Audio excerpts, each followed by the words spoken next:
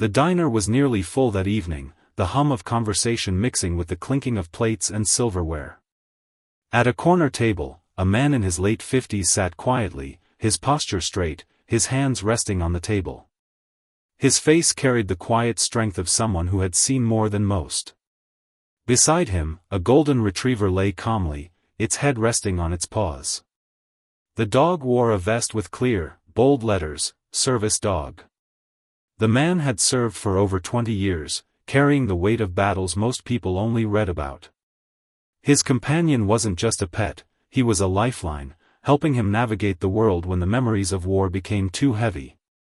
They came here often, the staff knew them, and they were always welcomed without question. But tonight was different. A new waitress, young and unfamiliar with the pair, approached their table. Her eyes flicked to the dog, then back to the man. "Sir," she said, her voice polite but firm, "I'm sorry, but we don't allow pets inside." The man kept his voice calm. "He's not a pet. He's a service dog."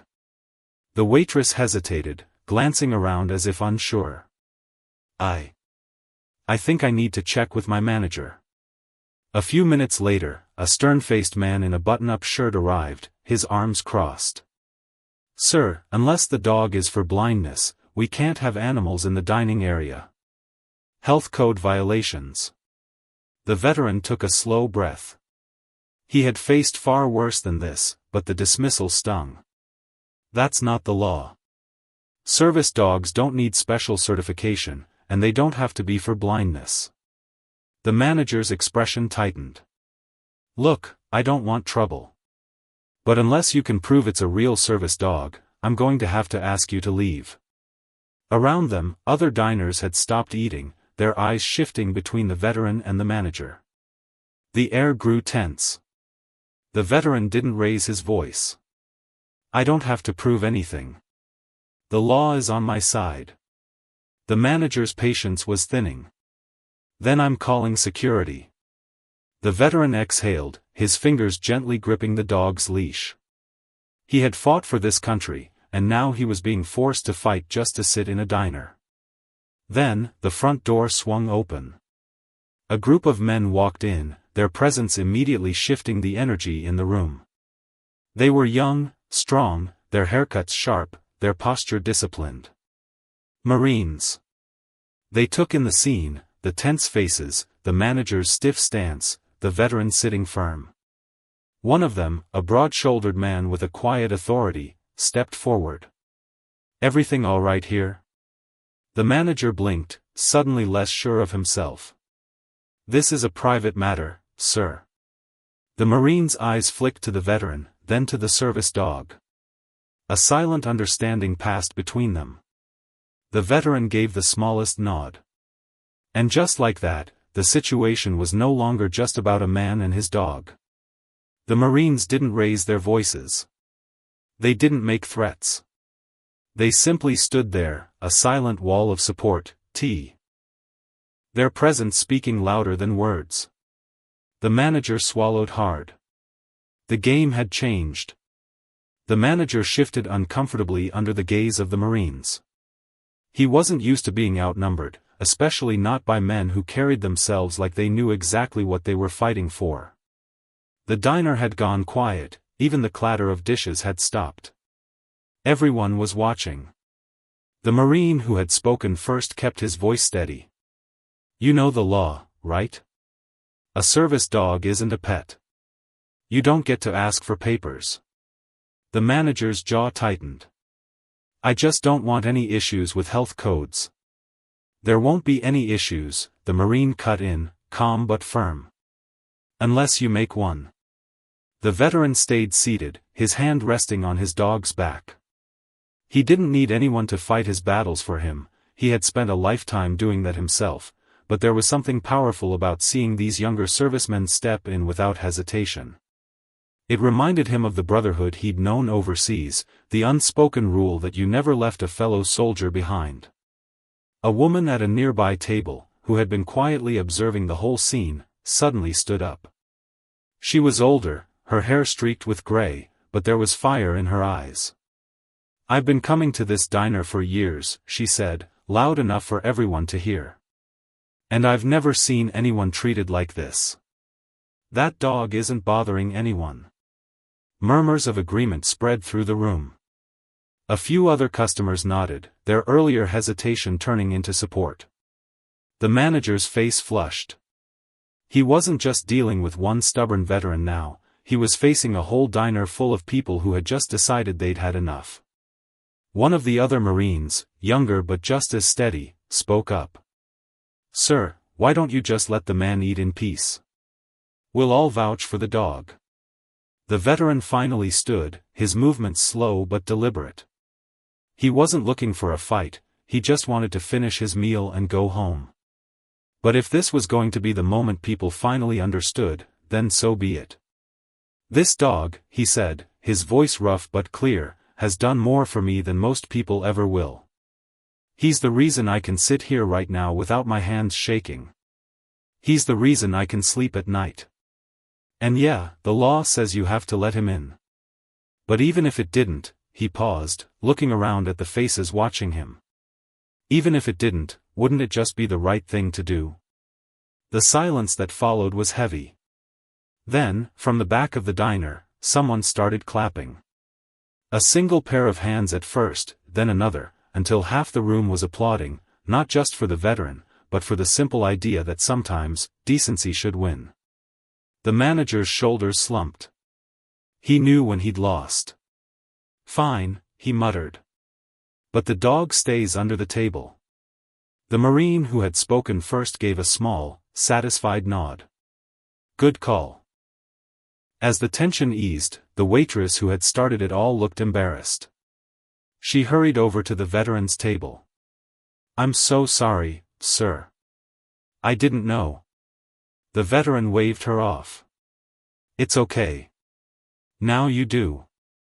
The Marines, seeing the situation resolved, moved to their own table, but not before one of them clapped the veteran on the shoulder, a quick, wordless gesture of respect. The diner slowly returned to normal, the buzz of conversation picking up again. But something had changed. People were glancing at the veteran and his dog with new understanding. A few even stopped by his table to thank him for his service, something he usually brushed off but tonight accepted with a quiet nod.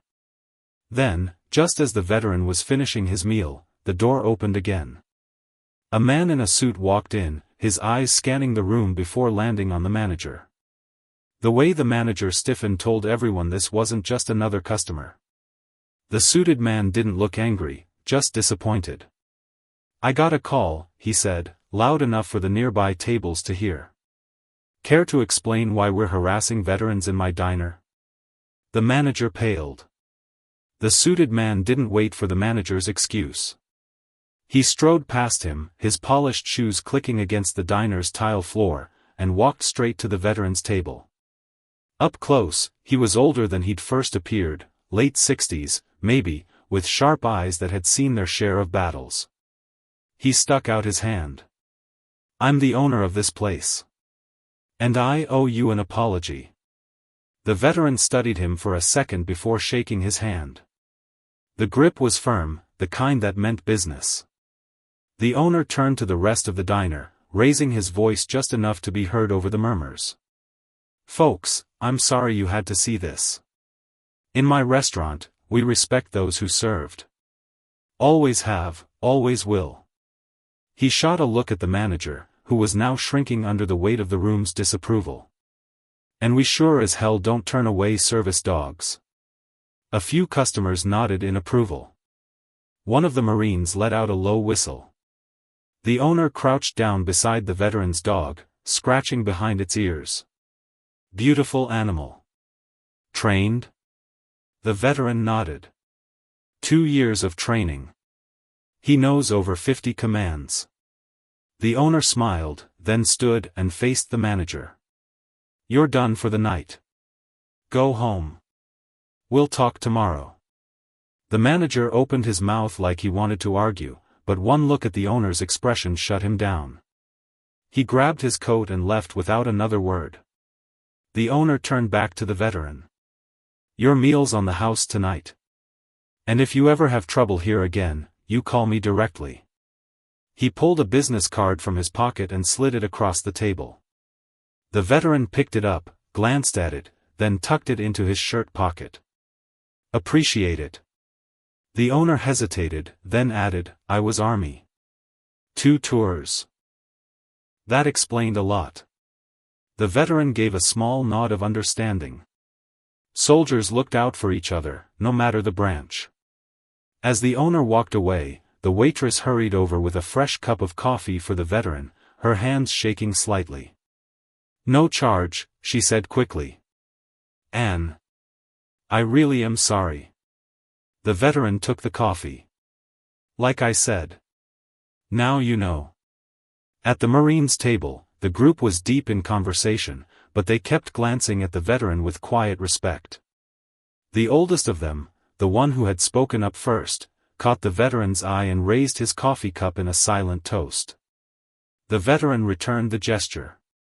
Outside, the sun had fully set, casting the diner's windows into dark mirrors. The hum of the place had returned to normal, but the air felt different, lighter, somehow. Like something had been settled. Then the door swung open again. A teenage boy walked in, his eyes scanning the room before landing on the veteran. He was maybe 17, wearing a faded hoodie and a nervous expression. He hesitated near the entrance, shifting his weight like he wasn't sure he belonged there. The veteran noticed him first. There was something in the kid's posture, unease, maybe, or the kind of quiet desperation that came from needing help but not knowing how to ask. The kid took a deep breath and started walking, not toward the counter to order, not toward an empty table, but straight toward the veteran. The Marines noticed now too. They fell silent, watching. The kid stopped in front of the veteran's table. His hands were shoved into his pockets, his shoulders hunched. When he spoke, his voice was barely above a whisper. Sir. I think that dog saved my brother's life. The veteran studied the kid's face, the tightness around his eyes, the way his fingers twitched nervously at his sides.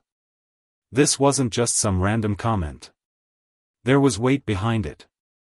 Sit down, the veteran said, nudging out the empty chair across from him with his boot. The kid hesitated, then dropped into the seat like his legs couldn't hold him up anymore.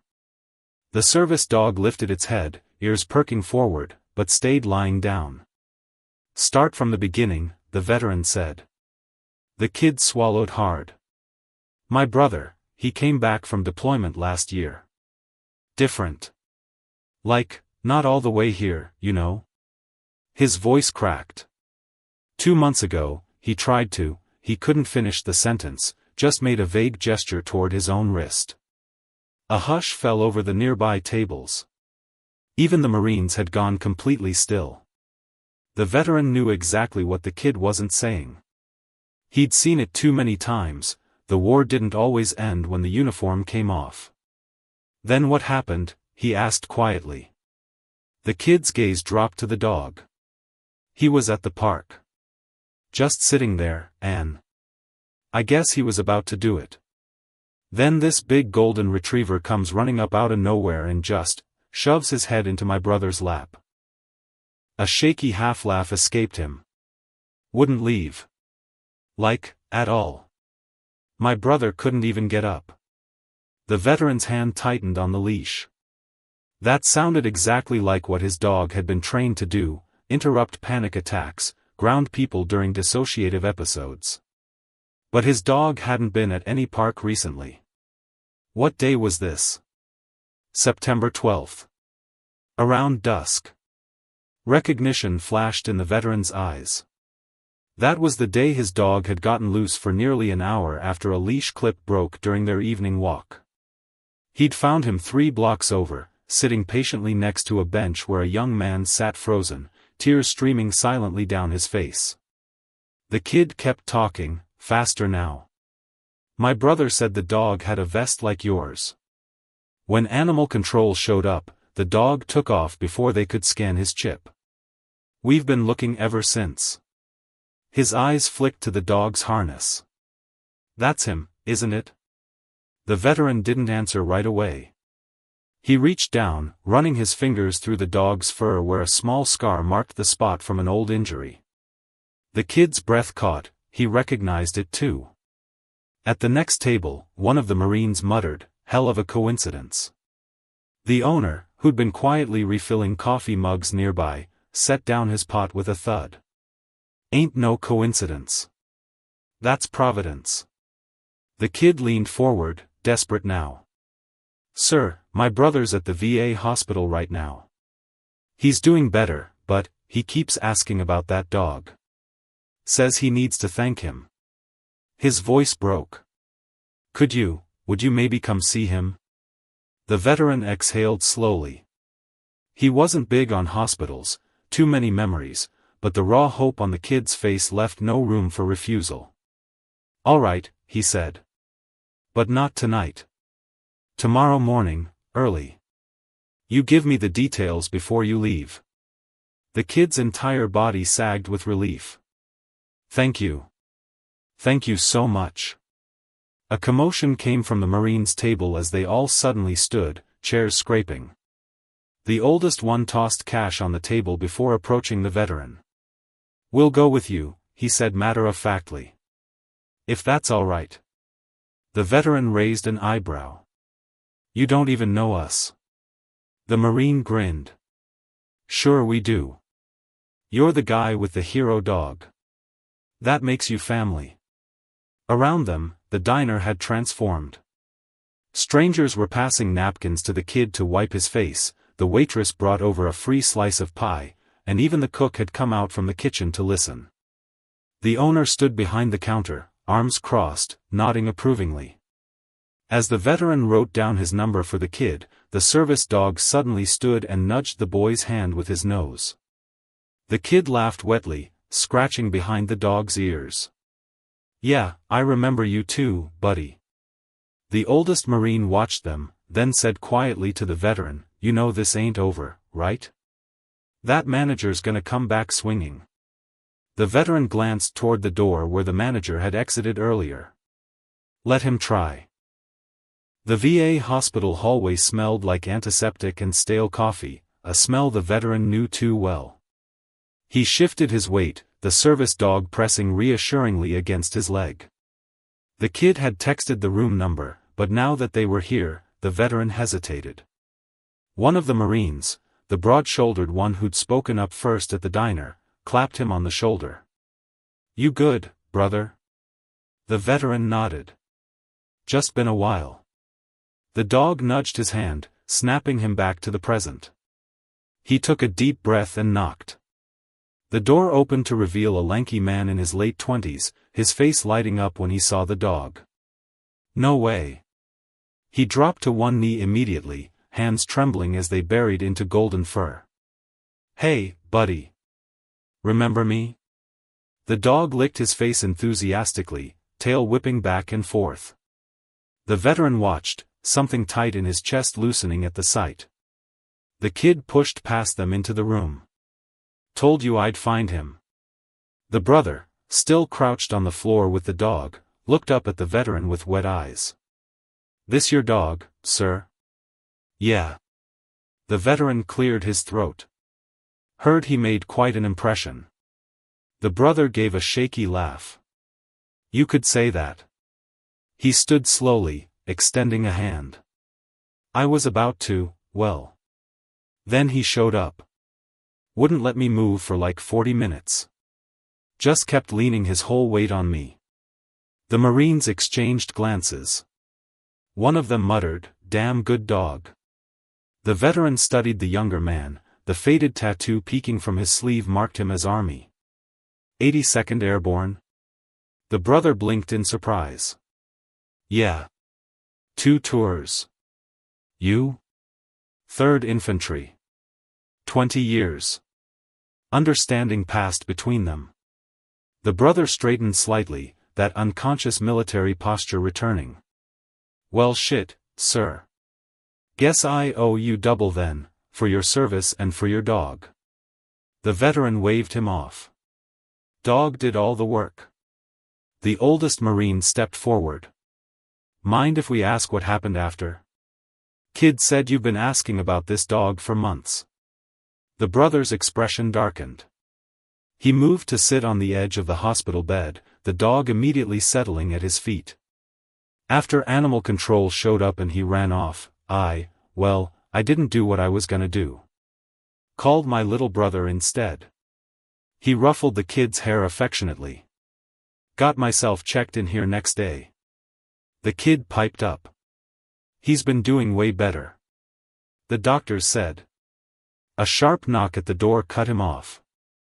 A nurse peered in, her eyes widening at the crowd. Oh. Mr. Carter, you've got visitors from the administration here to see you about your incident. Her gaze dropped to the dog. I'm afraid pets aren't. The veteran cut in. Service animal. The Marines simultaneously pulled out their IDs, the oldest one speaking calmly. And we're here on official outreach from Camp Lejeune. The nurse blinked rapidly. I'll just send them in then. As she hurried away, the brother frowned. What incident? Before anyone could answer, two men in suits entered. The lead one flashed a badge. Hospital administration. We need to discuss your altercation with one of our security personnel last week. The brother's jaw tightened. That wasn't an altercation. The guy grabbed me during a flashback. I reacted on instinct. The administrator's eyes flicked to the Marines, then to the veteran. Be that as it may, we have a zero-tolerance policy for violence against staff. The service dog suddenly stood, letting out a low growl. The veteran had never heard him do that before. The oldest Marine stepped forward. Let me get this straight. A combat veteran has a PTSD episode triggered by your employee's actions, and you're here to discipline him? The administrator shifted uncomfortably. Protocol requires. The veteran cut him off. Your protocol nearly got this man killed. He gestured to the dog. If not for him wandering off that day, you'd be dealing with a body, not an incident report. Silence fell. The second administrator whispered something to his colleague. Outside the door, someone cleared their throat loudly.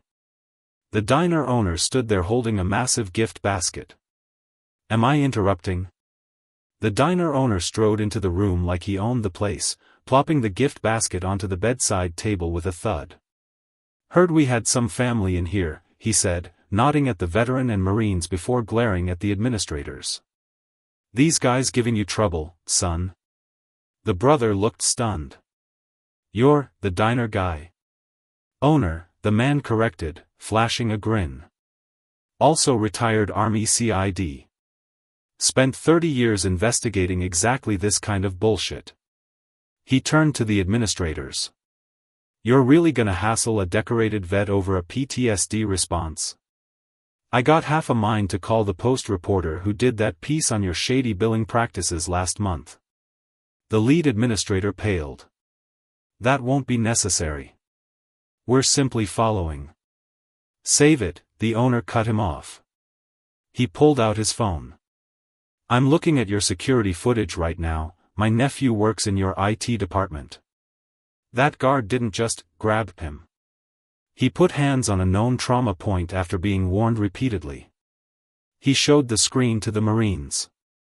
That look like proper protocol to you? The oldest Marine's face darkened. That's assault. The second administrator started backpedaling fast. Clearly we need to review this more thoroughly. We'll reconvene after gathering more information. They practically fled the room. The kid let out a low whistle. That was awesome. The owner winked at him before turning serious. Now. About my former manager. He pulled up another photo, this one showing the manager from the diner talking to someone in a hospital security uniform outside the VA. Recognize this guy? The brother stiffened. That's the guard who triggered my episode. The veteran and Marines exchanged glances. Something wasn't adding up. The owner zoomed in on the photo. Turns out our manager is this guard's cousin. Been feeding him info on vets with service dogs for months. His mouth twisted in disgust. They're part of some scam targeting VA service animal grants. The room erupted. That son of a... I knew something was off. The service dog suddenly lunged toward the door with an urgent whine, nearly yanking the leash from the veteran's hand. At the same moment, the heart monitor next to the brother's bed started beeping erratically. The brother clutched his chest. I'm not. A nurse came running in, eyes widening at the monitor. His pulse just spiked to 180. What happened? The veteran looked from the dog to the hallway. Someone's out there. Two Marines bolted into the corridor just in time to see a familiar figure duck around the corner, the diner manager. The oldest Marine shouted after him, "Oh hell no. We're done playing." Back in the room, the brother was hyperventilating. The service dog leapt onto the bed without command, pressing his full weight against the man's chest. "Good boy," the veteran murmured. "Just like last time." The owner was already on the phone. "Yeah, Chief? Remember that favor you owe me? I need campus police to detain 2 individuals immediately." The kid gripped his brother's hand tightly as the nurse adjusted his fore. "Breathe, man. Just breathe." Down the hall, shouting and scuffling echoed before cutting off abruptly. A minute later, the Marines returned, dragging a red-faced manager between them. The oldest Marine was grinning. Caught him trying to delete photos off his phone. Guess who had pictures of every service dog that's come through his diner? The veteran felt his own anger rising. "You been harassing disabled vets for insurance money?" The manager sneered. "Prove it." The owner held up his phone again, this time showing a text thread. "Already did. Your cousin just rolled on you to save his own skin." The brother, now calming with the dog's steady pressure, let out a bitter laugh. "All this because I didn't react how you wanted when you provoked me? Were you hoping I'd lash out so you could sue the VA?" The manager's silence was answer enough. The oldest Marine shook his head in disgust. "You're gonna wish you stayed in jail after the JAG Corps gets through with you." As hospital security arrived to take the manager away, the veteran knelt beside his dog, scratching behind his ears. "You knew, didn't you?" Recognized his smell from the diner. The dog licked his face once before returning to his vigil on the hospital bed. The owner clapped his hands together. "All right. Now that we've handled that, who wants to hear how I'm reopening the diner's banquet room as a service dog training center?" The brother sat up straighter on the hospital bed, gently pushing the service dog aside as his breathing steadied. "A training center? You're serious?" The diner owner grinned, pulling folded blueprints from his jacket. "Got the plans right here. Convert the back dining area into a non-profit space, vets training dogs for other vets." He nodded at the Marine who'd chased down the manager. "Your JAG friend here already connected me with pro bono lawyers to make it legit." The veteran studied the schematics, recognition dawning. "That's actually brilliant. Place already has the right layout." The oldest Marine whistled appreciatively. "Hell of a way to flip the script. Turn the spot where vets got hassled into somewhere they get help." The kid was bouncing on his heels. "Can we come? Like, could my brother maybe work there or something when he gets out?" The brother's head snapped up. "Whoa, slow down." The owner cut in smoothly. "Actually, I was hoping you'd consider being our first official trainer." He tapped the blueprint. "You've got the military background, plus now first-hand experience with what these dogs can do." The room fell silent as everyone turned to the brother. His hands trembled slightly where they rested on the dog's back. I don't know the first thing about training animals." The veteran surprised himself by speaking up. "You know what it's like to need one. That's half the battle." The service dog chose that moment to shove his head under the brother's hand, tail thumping against the hospital blankets. The kid snorted. "Dude, the dog's vouching for you." A knock at the door interrupted them. A woman in an impeccably tailored suit stood there, her sharp eyes taking in the crowded room. "Am I interrupting?" The owner actually straightened his posture. "Director Vance. You made good time." She stepped inside, her gaze immediately locking onto the service dog. "So this is the famous golden retriever." To everyone's surprise, she knelt and offered her hand to the dog, who sniffed it politely before wagging his tail. "I'm with the VA's Service Animal Program. We've been tracking this scam operation for months." The brother's jaw dropped. "Wait, you knew about?" "Not soon enough," she said grimly. "They'd been targeting vets at 3 state lines until your diner incident connected the dots." She turned to the owner. "Your tip about the manager's cousin gave us the break we needed." The veteran crossed his arms. "So what happens now?" Director Vance pulled a folder from her briefcase. "The perpetrators will face federal charges. As for you all." She handed the owner a document. "Consider this preliminary approval for your training center grant. Pending final review, of course." The Marines erupted in cheers. The kid actually jumped up and down.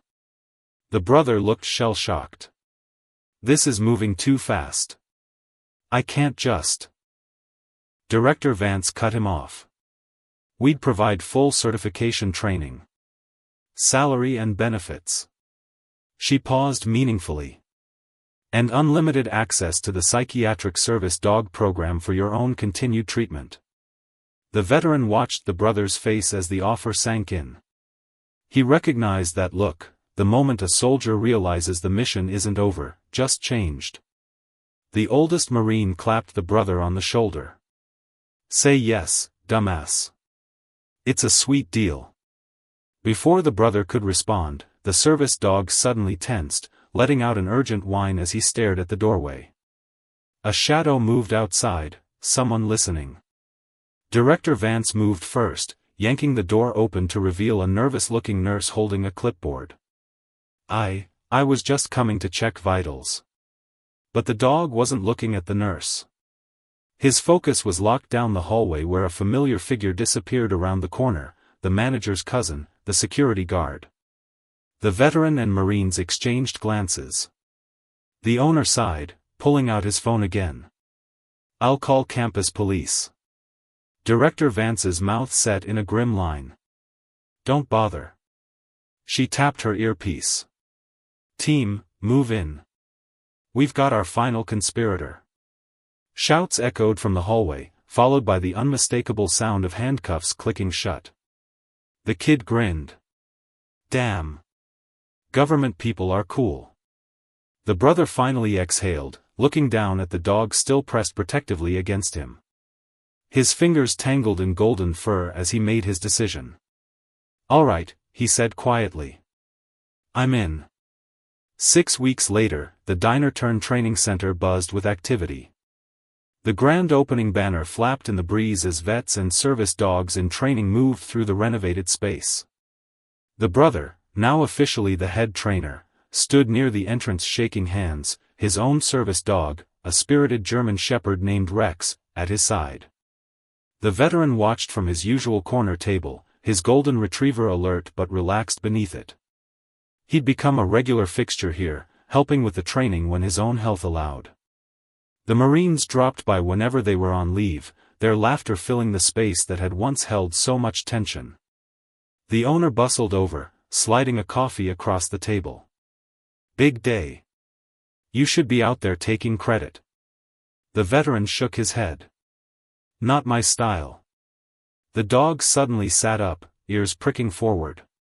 Before the veteran could react, he'd bolted toward the door, leash trailing behind him. "Hey!" The veteran pushed to his feet, but froze when he saw who the dog was greeting so enthusiastically. A silver-haired woman in her 60s knelt to pet the retriever, her eyes bright with unshed tears. When she looked up, the veteran's breath caught. Betty? 20 years. It had been 20 years since he'd seen his former army nurse, the one who'd stayed by his bedside for 3 straight days after the IED blast. The one who'd first suggested a service dog might help. She stood slowly, the dog pressing against her legs like he somehow understood. "I saw the news story about the center," she said softly. "Recognized your dog immediately, that scar pattern's distinctive." Her smile wavered. "I had to come." The veteran found himself moving forward without conscious thought. The diner noise faded away. All he could see was the woman who'd literally held his hand through his darkest hour. "You look good," he managed. She laughed, wiping at her eyes. "Liar." "But you," her hand hovered near his face, not quite touching. "You're standing straighter than last time I saw you." The dog wedged himself between them, tail wagging furiously. Betty chuckled.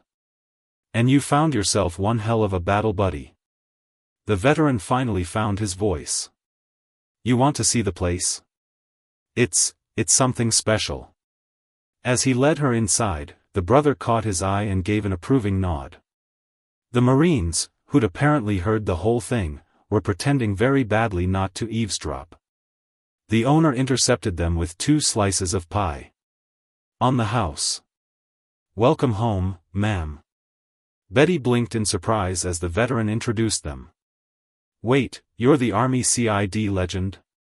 The one who took down that black market prosthetics ring?" The owner winked. "Guilty as charged." The veteran stared between them. "You two know each other?"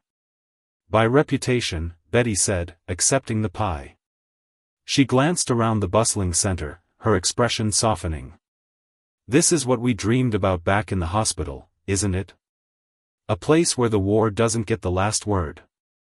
The veteran followed her gaze, to the brother teaching a young vet how to fit a harness, to the kid, now a volunteer, playing with puppies in the socialization area, to the Marines helping build new training equipment. His dog leaned against his leg, warm and solid and alive. "Yeah," he said quietly. "It is." Outside, the Service Dog Training Center sign gleamed in the sunlight.